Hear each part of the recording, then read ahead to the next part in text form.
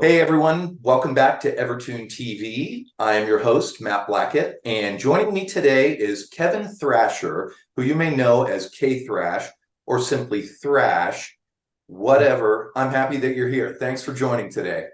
Thanks for having me. Stoked to be here. Yeah, so this is great. Let's go ahead and just get right into it. Even though you'd already been working and playing for several years, I think most people probably discovered your playing with Escape the Fate. And Correct. so the first record you did with that band was Hate Me. And that was produced by Howard Benson, who's a guy who's known for getting great guitar tones, which you did on that record. So talk me Totally. through that experience a little bit, joining the band, getting into the studio with him. What was that process like and what'd you learn in the studio? Yeah, I had a crazy journey for Escape the Fate. I had filled in a few times when their guitar player was leaving the band, and then eventually I switched on to engineering, and then I wasn't in the band, and then they called me back for an Avenged Sevenfold tour, which I had to do. And from there I ended up joining the band, and I think we toured off a record they had just released, and then we went into the studio with Howard Benson. And I learned so much from Howard as a producer, and um every producer I've ever worked with in my career, I've always tried to get close with and like kind of absorb as much information as I could. And he has a great engineer named Mike Plotnikoff, and they have it set up like a plug and go. They have like all their heads stacked up in the corner of the room. They have several cabinets mic'd up at all times, so you can just quickly audition different heads. They have all the classics, a few wizards, some old Marshall heads, 5150, which for Escape the Fate, we ended up going with the 5150 on a lot of the rhythms. So it was just so easy to audition guitar tunes. I think Mike Plotnikoff is such a great engineer, and he's such a great engineer at recording guitarists where you'll play the rhythm part all the way through, and he closes his eyes and he'll listen to your take, and he kind of like really tunes in and listens for any imperfections, and if there's any mess ups he makes you redo it. So he's so precise. We'll spend an entire day just doing rhythm guitars. And now fast forward to where like kind of technology is, and the rate of how I work on songs. We're finishing drums, guitars, bass, leads, and vocals in possibly a single day. You know what I mean? But but I think there is a thing to spending a lot of time on tracking and getting solid guitar parts, and I think that equates to a great guitar tone. Yeah, well, you played some great solos on that as well. And that Thank song, you. Just a Memory, you really Yeah. shred in that one. And you do on your instructional videos and your Instagram stuff. And so talk about some of your early guitar influences that led to you developing those kind of chops. Yeah. I started out like fascinated with the guitar. I think blues was the first genre of music that I really gravitated towards. Like Stevie Ray Vaughan, Jimi Hendrix, Buddy Guy, who I'm seeing tonight at the Hollywood Bowl. Cool. Yeah, I'm going like solo. I just bought myself a ticket, and I'm just gonna go front row and Have you seen watch. him before?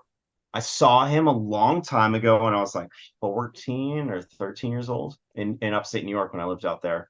Always Uh, a great showman, great player, great singer, and can work a crowd like nobody's business. yeah, I'm so excited.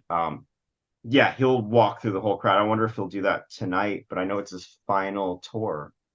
Yeah, that's right. So I had to go. I didn't even know he was performing, but someone had mentioned it, and I bought tickets immediately. Um, have to. So yeah, I transitioned from blues, and then I joined like when you're a kid growing up, I was like a skateboarder, and the music that was surrounded skateboarding was punk rock music, and I joined like a pop punk band essentially. And my brother was a drummer growing up, so then I played guitar in his ska band a handful of times, and then that led down to a road of learning about other genres. And a kid at school introduced me to this metal band Shadows Fall, and that was kind of like my introduction to more shredding guitar. And then from there, I got into all the shredders like Paul Gilbert, Steve Vai, John Petrucci. The list probably goes on for ages. Like anyone that is in that world, I was probably into. Malmsteen, of course. And then, yeah, I would just practice for days and hours, and just was obsessed with that shred life. And then finally, I joined a band that brought me to Los Angeles, and from there, I joined Escape the Fate, and then incorporated some of the more flashy metal solos into those songs. That's really cool because it's a lot of players don't expose themselves to that many styles. It's easy to just stay in your one bag. And but I think that this has gotta help being aware of so many different styles of music. It's gotta help when you're producing and engineering as well, right? Because you're Right. gonna have bigger ears than maybe somebody who just sticks to whatever it is that they first started playing. So you got into the producing and engineering game pretty quickly, and you producing your own stuff, but also working with artists like Gwen Stefani and Avril Lavigne, Machine Gun Kelly. And Right. so let me ask you this: what in your mind is the key to getting a great performance out of the artist? And then what's the key to turning that performance into a great mix in the studio? Right. It all comes from the source. So on the Machine Gun Kelly records, the whole foundation of those records were the drums, because Travis was the executive producer. Um, and from the drums, he's such a perfectionist. He's always going to go in and make sure his parts are perfect. I send him like soloed bounces of his drums, and he'll listen with his eyes closed and on a treadmill, and listen to the drum parts over and over again. He'll be texting me notes. He's like, "Hey, check out 1 minute 30 seconds. There's a weird hi-hat flam, and check this kick out." And we edit the drums and we make sure everything's like perfect, or he'll replay the entire thing. So we have a solid foundation with that, and so I don't have to think about drums too much, because I know with Travis at the seat of the drums, those are going to be perfect. On top of it, we have bass, and when I came to the MGK record, there was kind of like a bit of a looseness sort of vibe happening, and I came from the Howard Benson world and that whole school of thought where the performances have to be solid. You have to check intonation, make sure the guitar is in tune. And these sessions were late night. We're going till 4 a.m. Ears are shot. Everyone, like, there's blunt smoking, drinking, and all that stuff. And I'm coming in hungry and eager to like really prove my worth to everyone. So I came in and I feel like I really brought that bit of like being a little strict like on guitar performances, and I was like not afraid to speak up and be like, "Hey, that was cool, completely out of tune, let's tune that guitar up and go section by section, let's get the verse tight." And I literally did Mike Plotnikov's thing of soloing the guitar, making everyone listen back. Okay, let's punch in this one G chord, can we tune to the chord? And MGK would get on and he'd play a lead, which is funny because this literally does lead to the EverTune conversation. And he's a pretty aggressive player, and he'll bend the strings with his left hand. He's like crazy now. He's so good at guitar, I think, just from all the touring he's done on this last record. But when we were first starting off, he was really like kind of like gorilla gripping the neck and bending the strings, and we all know that's going to make the guitar go out of tune. And we had, I think, the guitar we had with an EverTune at the studio was a Schecter, and I don't think he even had the best pickups in it, and it wasn't the best tone.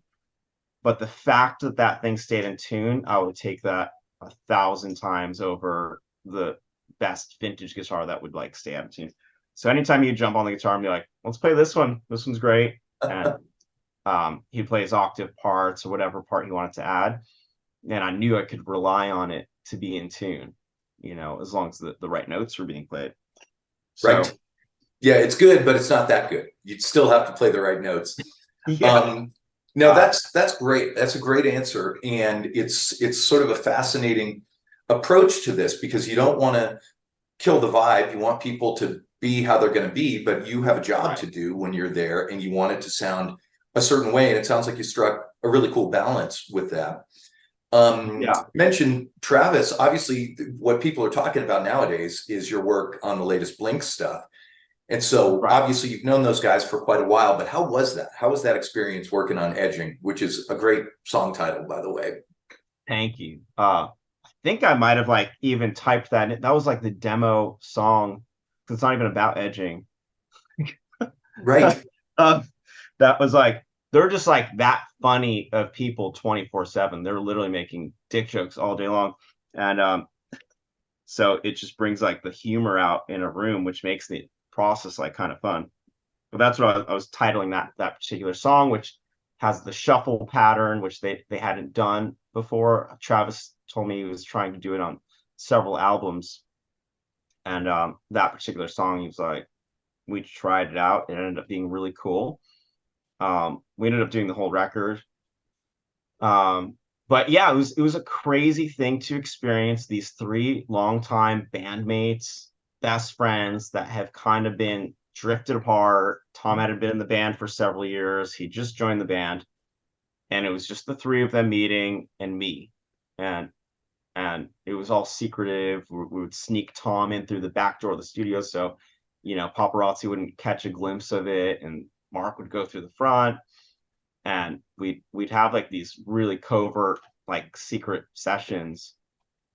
So I couldn't even tell anybody that we were working on this, but it was so cool. It felt like they got right back to where they left off upon the first session. They all were catching up.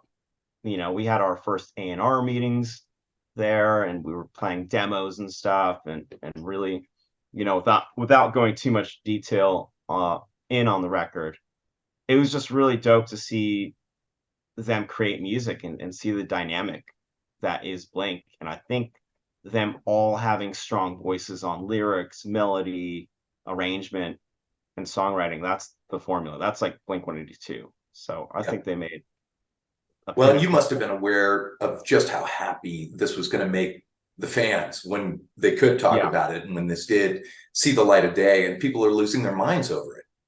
totally. Yeah, I think there's just a particular chemistry that the three of them bring to the table that's unmatched. Mhm. Um, Did they use EverTune-equipped guitars for the recording?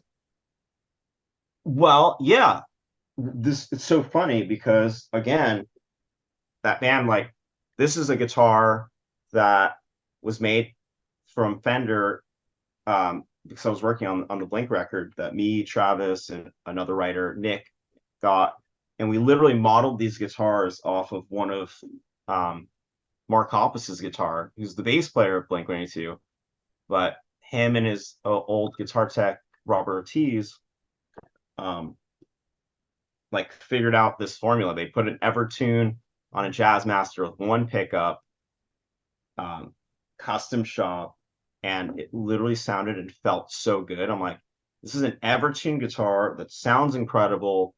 It has like the feel and look of like a classic guitar, but has like this brand new technology on it. So we were all obsessed with this guitar, and I think we punished Fender, and they're like, yeah, we'll just make you guys some. Like, they were so cool about it, and they custom shop made us like pretty much replicas of the Mark Hoppus one. Right. But that guitar did get a lot of use. But of course, Tom is in there too, so he played, his signature line as well on a lot Mhm. of stuff. But I think in any writing sessions, that's always the first guitar everyone's going to pick up because it's going to be in tune. Yeah. Well, again, I love all my guitars, but I record with Evertune guitars. I Right. gig with Evertune guitars because I just love the confidence that comes with it. And I've heard this from a lot of players that they'll use it to record because then you don't have to lose the inspiration to tune up right before. Right. You can get a keeper take at any time of the day or night. And like you said, it's you can talk about pickups and you can talk about a bunch of other stuff, but if the guitar is perfectly in tune, that's normally going to be the best tone that I'm going to get. And so Definitely. so yeah, I think that's really cool. And so when did you first encounter the technology? Do you remember the first time you played an Evertune guitar? Um, I think I heard about it, and then I immediately, when I was endorsed by ESP when I was with Escape the Fate. And they sent me one, and that was the first like one-on-one experience with the EverTune, which is amazing because Escape the Fates in drop C, can get a little weird on tuning. Mhm. And I come from the Floyd Rose world, so I was very used to like a locking system, but the way that EverTune does it is crazy. It's a bit different. Um, but the first time I played with it live was actually this year opening up for Blink 182. Because I'm like kind of MDing Travis's son's project, Landon, and I ended up bringing the Fender that was just made for me, and it was the first time I really experimented with the bending feature, which I've been showing everybody that has EverTunes, because a lot of people don't even realize that you can like actually bend the strings on an Yeah. EverTune and get it to have a pitch increase, which is so easy. All you do, for everyone listening that doesn't know, is that you crank the tuning knob all the way till it's about to change pitch, and then you just dial it back a little bit, and then you're in the bend mode.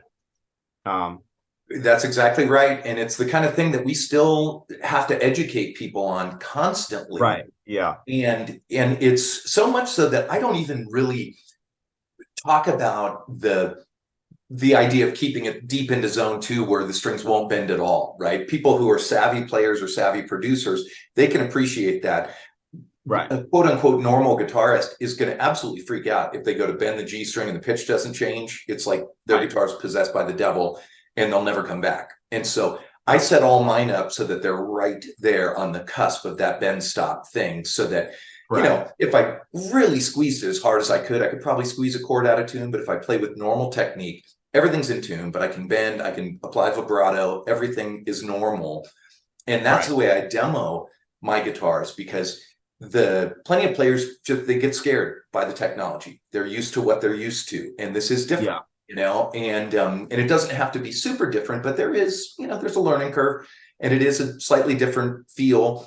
But then what I find is when most players try it under the proper circumstances, they get it, and then they will put Right. one on a guitar, and they might not put it on every guitar, but that's cool. You know, just one. That's all we ask. You know. Yeah. So Well, the guy that turned me on to that was Tommy, from the Alice Cooper band. yes, yep, big EverTune guy and cool guy. Yeah. And he puts them on like Les Pauls and like cool SGs. Yep. And he obviously has to play guitar solos. And I owned that ESP EverTune, and I never put it out of the middle range. I never put it into bend mode until recently, when I had to play a show with it. And I'm like, I've been just trying to like educate everybody about it. I'm like, did you know there's a bend mode in this thing? So I get why people don't understand that that's a thing. Yep, I lead with the bend mode, and then when people are Right. That's already smart. hooked, Yeah. I'll tell them it is possible to take it out of that mode. But I want people to realize, like, no, it's just like a normal guitar. This is just a great guitar that will not go out of tune. And Right. what's so cool about the bending is you can bend as high as you want on it, and it'll come back every single time. And like, I Totally. guess a well set up Floyd guitar, you can kind of do that as well, you know. But if a Floyd guitar gets hit with a temperature change or something, they can still go out of tune. Whereas, you know, Right. that Dean Cadillac you see behind me, that one will not go out of tune, not for anything. That's a cool looking guitar. Yeah, and that's got the G model bridge, and I noticed that yours has the G model too, even though that is a Fender guitar. Is this a G model bridge? That is the G model there. Yep. And so Okay. it's a slightly higher profile. It's a slightly larger bridge. I actually really dig it. I like the way it looks. But Yeah. most of my other ones are going to be the F models, which I don't have. I didn't even know there was different models. But no, I think that's really cool. And then, you know, you were talking about playing in drop C, and that low string can get very floppy on a non-EverTune guitar. And I mean, you can look on the tuner, pick it as hard as you want, and it's going to be zeroed out on a Peterson stroke tuner. I mean, it's crazy. Yeah. And so that's something we really like. We just now are getting the EverTune bass bridge happening. And so I've got just the final prototype of that, and it's insane to see the lack of pitch jump on that low string. Again, I can lean into it as hard as I want. And so for you as a producer and an engineer, the days of having to retune the bass or melodyne the bass or something. Those days are over, you know? Right. I'm definitely going to be the first to get that when it's Okay, out. we will keep you posted on it, I promise. And force Fender to make a P bass with it. There we go. Yeah, that's great. So Yeah. you already spoke a little bit about this, but then tell me a little bit more about how an EverTune equipped guitar can influence your workflow in the studio in terms of like multiple takes, multiple overdubs, that kind of stuff. Yeah, it's great, especially with the octaves. Yeah, typically when we're recording, we're going to double track everything so it's nice and wide and stereo out of the way of the vocal. So those doubles need to be perfectly in tune. Um, Octaves. I've done entire recording sessions with just that one guitar too. Um, and it's great. And you can roll down the volume and get different tones out of it. Um, and it has a push pull knob on the volume pod as well. But yeah, I mean they're great for double tracking, doing lead work. Yeah, and I just keep on thinking about that MGK record where that was the go-to guitar, you know. Mhm. Yeah, and what I find with my own work is that if I lay down a bed of an EverTune guitar, then I can pick up a Strat with a floating whammy on it or something like that, and it can sort of float above what's a very solid foundation on the track. And so I still love doing that. You know, I will mix EverTune guitars with non-EverTune guitars, but I almost always lay down the bed track with one of my EverTune guitars. Nice, nice. Yeah, I'm always mixing it up too. I've got like Les Pauls and my Floyd Rose guitars, 335, bunch of ESPs. Um, it's good. It's good to have every flavor for recording, especially. Yeah, absolutely. All Yeah. right. Well, this is all great stuff. You are an incredibly busy guy. So tell me a little bit about what you're working on now and what's up next for you. Yeah, we just released a song I co-produced for Gwen Stefani. Um, just wrapped up the Blink-182 record. I'm sure there'll be updates soon on that. Um, I was working with this artist Jelly Roll, who's absolutely crushing it right now. I hope, I think he's up possibly for a CMA award. Should be amazing. We'll find out, like I think in the next 24 hours.